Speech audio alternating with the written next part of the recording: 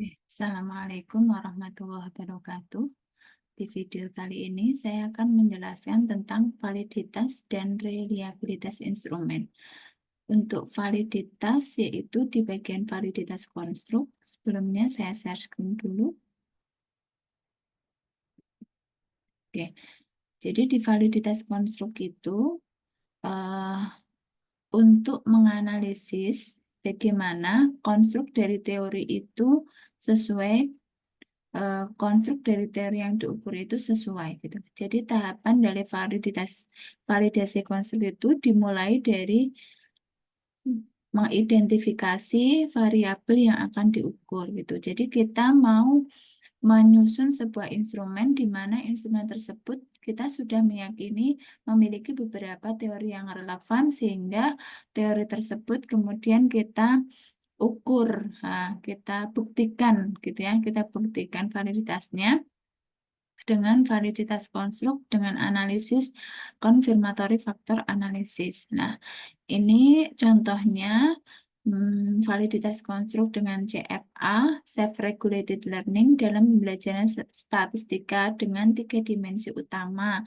yaitu Cognitive Regulation, kemudian Motivational Regulation, dan Behavioral Regulation, di mana di masing-masing dimensi ini terdapat 2 item pernyataan atau pertanyaan.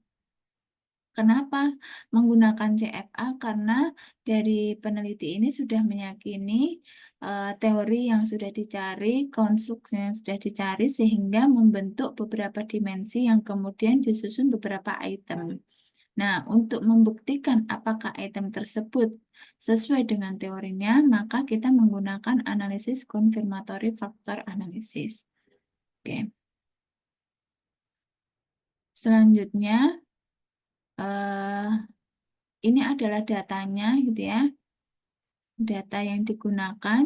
Jadi ini ada 50 responden dengan item butir 6 tadi ya, yang kognitif ada 2 item, motivasional ada 2 item, dan behavioral ada 2 item.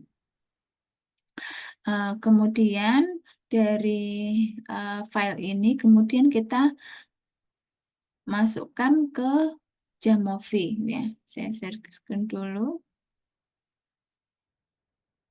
Oke. Nah, jadi analisis nanti di validitas itu kita menggunakan analisis faktor, di mana analisis faktor di sini ada reliability analysis, ada PCA, EVA, dan CFA. Nah, kali ini di video ini saya akan menjelaskan tentang confirmatory factor analysis. Oke. Kita awali dulu menginput data atau kita memanggil datanya dari sini, open, kemudian browse, di mana Anda menyimpan data Anda. Nah, ini saya simpan.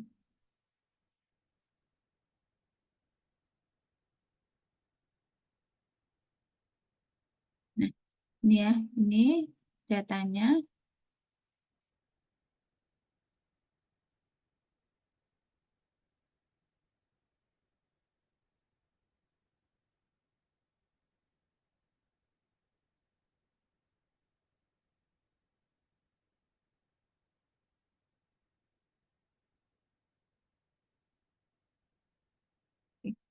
Ini datanya sudah terlihat di sini. Kemudian kita setup dulu dengan klik data, setup. Nah, ini responden itu adalah ID, kemudian yang kognitif item 1 ini kita buat dalam bentuk continuous atau bisa diukur. Kemudian sama, ini continuous, ini juga continuous juga, ini continuous. Oke, nah sudah seperti ini, kita tinggal menganalisis, yaitu klik analisis faktor, pilih yang confirmatory factor analysis. Oke, faktor 1 itu tadi membentuk kognitif, yaitu sama ini ya. Kita pindahkan. Kemudian faktor kedua adalah motivasional. Itu ada 2 item, kita masukkan juga. Kemudian faktor yang ketiga adalah behavioral. Behavioral. Oke.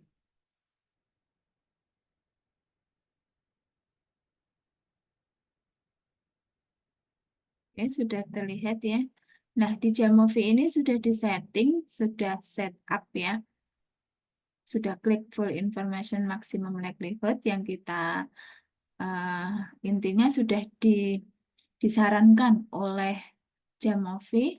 Nah, ini kemudian kita bisa menambahkan additional output. Model fitnya juga sudah di sini CFI, TLI, RMSEA.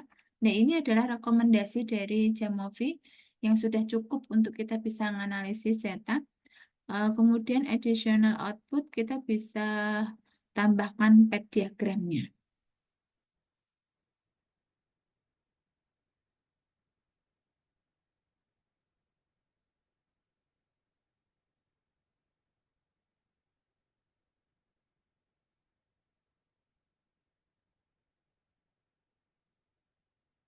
Sini ya. Oke. Nah, dari hasil analisis ini kita bisa baca yaitu dari faktor loading. Nah, di materi saya sudah ada di situ, ada kriterianya. Saya stop share dulu sebentar.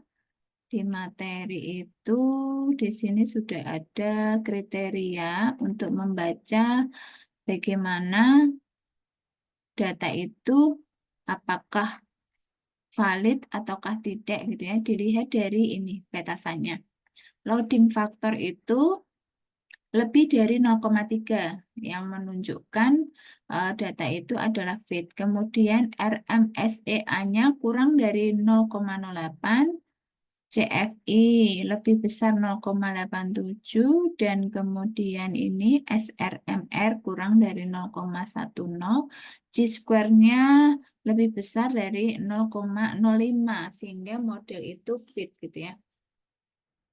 Nah, kita baca lagi dari hasil analisis ini ya. Nah, ini dari floating factor pertama, kita baca dari estimate ini. Nah, ketika dari p-value gitu ya, dari p-value, ketika nilai apa namanya, nilainya lebih dari 0,32, maka menunjukkan item itu mengukur tentang faktor yang diukur itu. Nah, misalkan ini dari kognitif ini 0,08, 0,04, ini kurang dari 0,3 ya. Jadi sangat belum mendukung tentang kognitif. Kemudian yang motivasional 0,9, 27, 0,943, kemudian behavioral 0,551 dan 0,455 ini dari keempat item ini ternyata sangat mendukung atau mengukur tentang faktor tersebut, yaitu motivasional dan behavioral gitu ya. Kemudian ini Chi-square kalau tadi lebih dari 0,05 maka model itu fit. Nah, ini sangat fit sekali model dari Chi-square dengan p-value 0,637 lebih dari 0,05. Kemudian CFI, TLI ini ya. CFI tadi itu adalah harus lebih besar dari 0,7, 0,87, kemudian TLI 0,9. Nah, ini sudah memenuhi semua. artinya adalah apa namanya, dari item yang kita susun itu memenuhi dari faktor-faktornya, yaitu 2 item di faktor kognitif, 2 item di motivasi, dan 2 item di behavioral. Nah, untuk yang mungkin tadi yang kognitif, mungkin ini perlu ada peninjauan kembali karena faktor loadingnya kurang dari 0,32. Nah, itu ya. Ini untuk apa namanya, analisis konfirmatori faktor analisis. Nah, konfirmatori faktor analisis sendiri itu ketika data kita memiliki responden yang memenuhi, maka tidak terjadi error gitu ya. Tapi ketika kita memiliki apa namanya, responden yang sangat terbatas gitu ya, sangat terbatas dan juga itemnya banyak tetapi respondennya sedikit, maka eh, CFA itu tidak disarankan gitu ya, tidak disarankan, tetapi lebih mungkin lebih cenderungnya ke correlation metric atau item correlation gitu ya, karena respondennya sangat sedikit. Tetapi sebenarnya ketika kita menganalisis validitas konstruk, yang lebih tepat adalah menggunakan ketiga ini, prinsipal komponen analisis, eksploratory, ataupun konfirmatory faktor analisis. Tetapi yaitu lagi kembali ke eh, kenyataan yang ada di lapangan. Misalkan pada waktu uji coba itu respondennya itu kurang dari 20 gitu ya. Nah, itu kemungkinan faktor analisis belum cocok karena eh, respondennya sangat sedikit. Oke, itu aja apa namanya, tutorial tentang konfirmatory faktor analisis. Anda bisa melanjutkan atau mengikuti dari praktek ini tadi sehingga bisa mendapatkan temuan-temuan atau mendapatkan output dari analisisnya ini. Terima kasih. Assalamualaikum warahmatullahi wabarakatuh.